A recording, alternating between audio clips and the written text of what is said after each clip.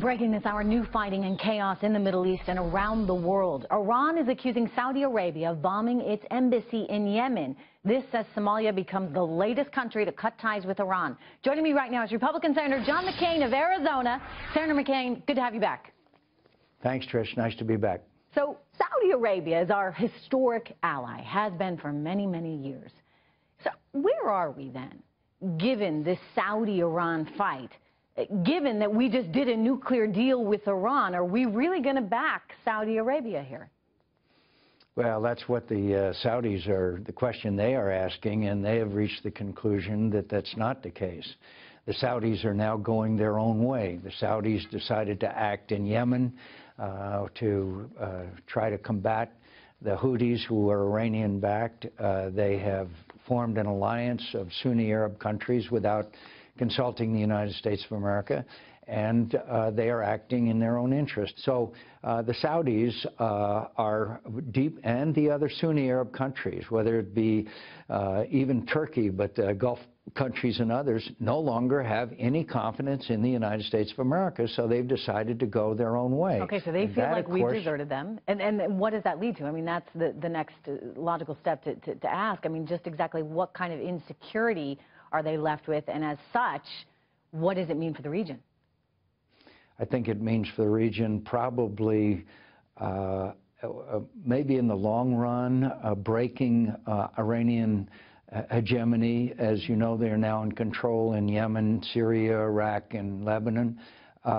It means that the Sunni Arab countries are going to take actions to try to break the attempt of the Shia Muslim nations, but particularly Iran, in their age-old ambitions to exert hegemony in the region. And they're going to take what action they feel they have to take for their survival, and they cannot depend on the United States of America. That is the clear signal. It means a more violent Middle East, in your view?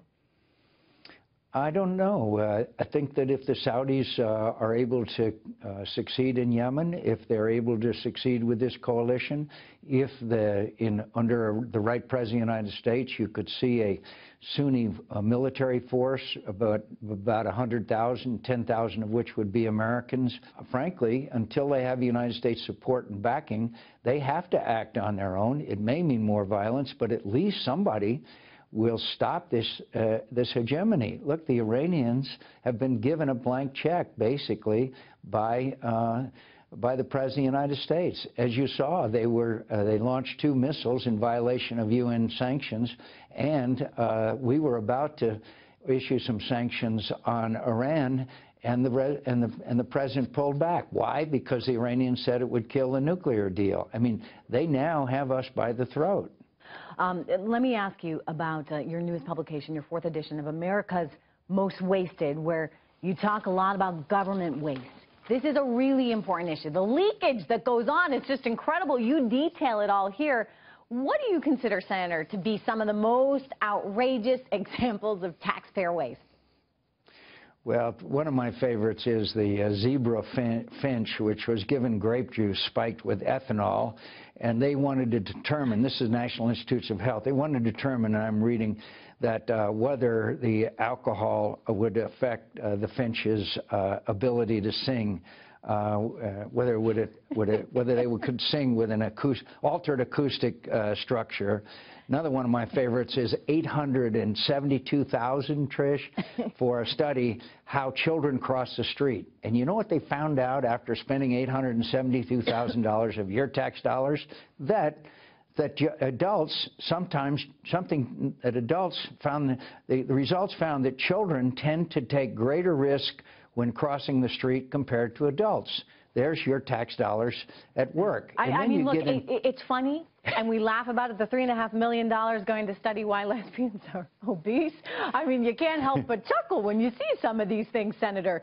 But the reality is, this is my money, this is your money, this is everyone's money, and it's being wasted. Good. Yeah, could I just mention on a more serious aspect of this? They're trying to build a hospital, a VA hospital in Denver, Colorado.